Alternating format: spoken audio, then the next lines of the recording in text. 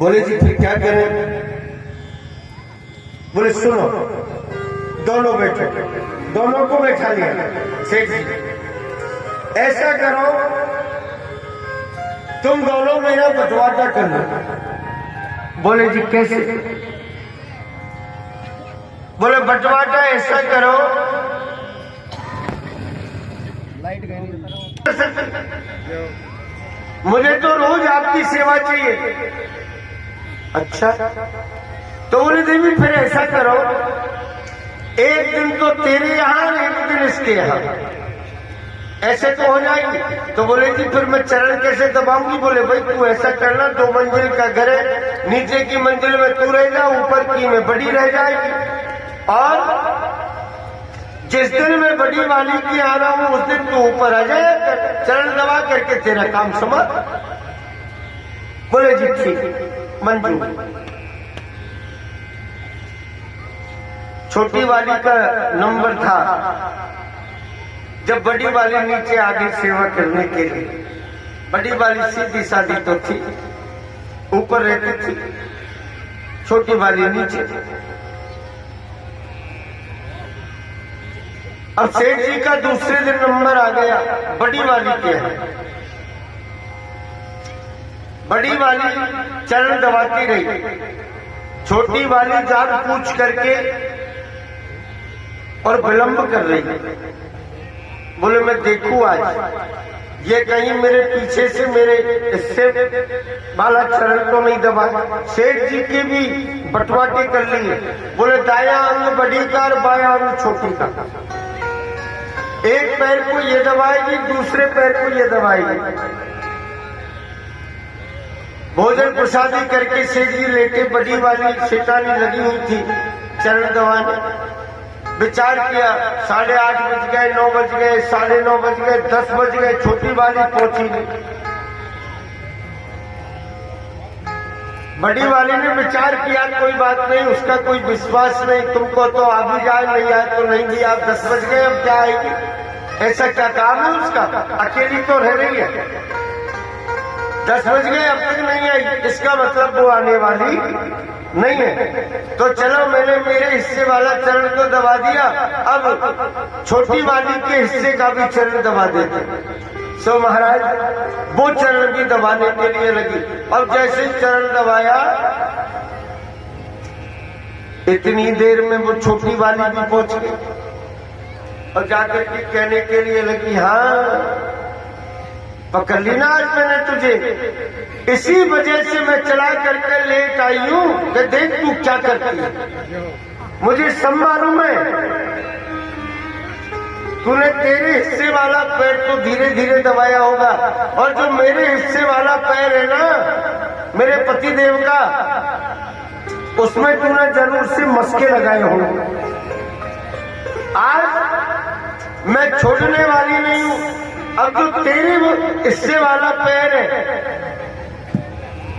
इसके लिए मैं मोगरी से कूटूंगी। बहुत मना किया सेठ जी, अरे देवी कोई मस्का नहीं लगाए, हाथ ही नहीं लगाए। अभी अभी तू आई ना, जब ही इसने हाथ रखा इसके ऊपर। बोले जी नहीं, मैं आपकी बात को मानने वाली नहीं हूं, मैं तो मोगरी से कूटूंगी या वाले पैर को।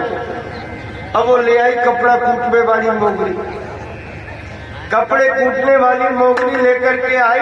अब तो सेठ जी का जो दाया वाला पैर था उसमें जय मोगरी जय मोगरी जय मोगरी, ऐसी ऐसी मोगरी जड़ी तो सेठ जी के पैर में 2 जगह फ्रैक्चर हो गए। और सेठ जी चिल्लाने लग गए, पुकारने लग गए, अरे देवी तेरा हाथ जोड़ू, भाड़ में गई तेरी पतिव्रता कर्म तेरो, मेरा तो पैर ही तोड़ दिया तूने। अब तो महाराज वो तो एकदम से दूर हट गई, उसका गुस्सा शांत हो गया। सेठ जी के मोगरी मार करके और उसका गुस्सा शांत हो गया। लेकिन अब बड़ी बारी कहने के लिए लगी कि देख, जा दिन से घर में आई हूं, 9 दिन से आज तक मैंने तो उससे कोई बात की नहीं कही। जैसे तू चाहती रही ना, वैसे ही सेठ जी ने तेरे लिए सुविधा दी, लेकिन आज तो तेने हद ही पार कर दी। आज तो तेने मेरे हिस्से वाले पैर को तोड़ दिया, 2 फ्रैक्चर कर दिए। ऐसे तेरी कब तक सुनती रहूंगी, कब तक सेंड करती रहूंगी। आज अगर तेरे फ्रैक्चर कर दिए ना तो मैं भी पीछे हटने वाली नहीं, मैं भी पीछे हटने वाली नहीं हूँ। तो वो भी मोगली लेकर के आई और सेठ जी का जो बाया पैर था दूसरे वाला उसके हिस्से का, उसमें भी 1-2 फ्रैक्चर बना दिया। तो मेरे भाई बहन, कहने का मतलब ये है कि एक पुरुष को एक ही पत्नी शोभा देती, ना कि 2। एक पत्नी, उसी का मान सम्मान करो, उसी को आदर दो, उसी को सजा करके रखो, उसी का श्रृंगार बना करके रखो, है ना, उसी की इच्छाओं की पूर्ति करो। इससे बढ़िया और कुछ नहीं हो सकता। राजा महाराजाओं सुनीति और सुरुचि कुछ तेज थी। सुनीति माता एकदम से भोली भाली। मेरे भाई बहन, ठाकुर जी की कृपा से अब तो भगवान की माया, बड़ी रानी के द्वारा राजा को कोई संतान उत्पन्न नहीं। छोटी वाली जो सुरुचि जी थी, उनके यहाँ समय आने पर एक पुत्र का जन्म हुआ। उस बालक का नाम रखा गया जी उत्तम। उत्तम उस बालक का नाम रखा। और जब बालक का नाम उत्तम रखा गया तो महाराज अब तो छोटी वाली रानी को और ज्यादा अहंकार आ गया।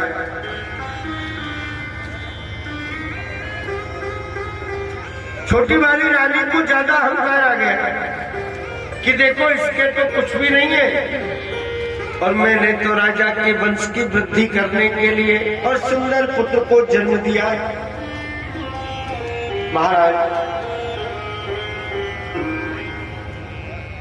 बड़ी रानी से ईर्ष्या करने लग गई छोटी वाली। राजा को कहा, बोले सुनो जी, ये बड़ी रानी के कोई संतान नहीं है, ये सुबह सुबह मुझे दिखती है ना तो मेरा दिन पूरा खराब निकलता। आप ऐसा करो, इसको महलों से बाहर कहीं एकांत में रहने की व्यवस्था कर। राजा ने एकांत में नगर के बाहर जाकर के सुंदर भवन का निर्माण करा दिया और बड़ी रानी को वहां ले जा करके रखा। राजा आखेट खेल करके लौट करके जब वापस आते तो बड़ी रानी से मिलकर के आया करते। संयोग की बात, समय आने पर अब तो बड़ी रानी भी गर्भवती हो गई। मेरे भाई बहन, 10वें महीने के बीच में उसके गर्भ से भी सुंदर पुत्र रत्नमजितम, सुंदर पुत्र रत्न की प्राप्ति हो गई। उसका नाम रखा गया ध्रुव। राजा के राजकुमारों को बढ़ने में कितना समय, थोड़े समय के बीच में धीरे धीरे बढ़ने लगे।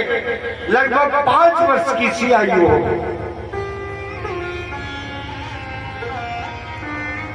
एक दिन नगर के बीच में खेलने के लिए गए। छोटे छोटे बालकों ने कहा, जी तुम्हारे माता पिता का नाम? बोले जी माता तो है पर ये पिता कौन है? कभी सुना नहीं, देखे भी नहीं। बोले तुम्हारी माँ से पूछ करके आओ, तुम्हारे पिता कौन है? ध्रुव जी महाराज आए और माता के चरणों में नमन किया, प्रणाम किया, हाथ जोड़ करके अनुनय विनय करने के लिए लगे। माँ कृपा करके मुझे ये बताइए कि मेरे पूज्य पिताजी कौन है?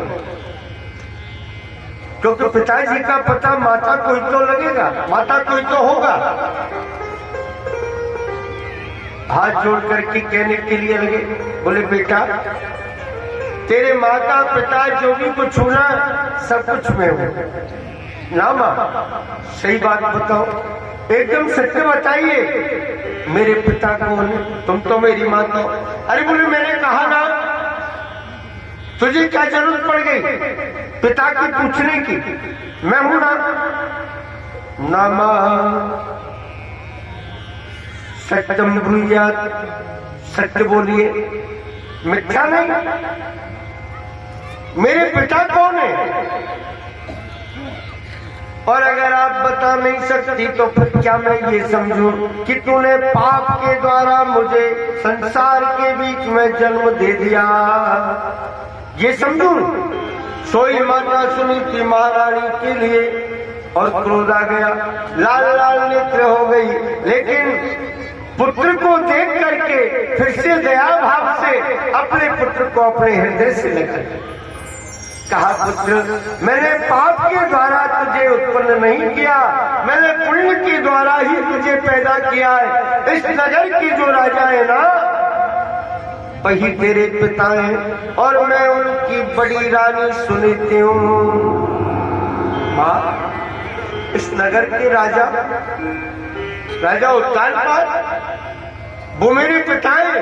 हाँ, अगर वो मेरे पिता और रहना पड़ रहा, ठीक माँ, अगर आप कहें तो मैं महलों के बीच में मैं चला जाऊं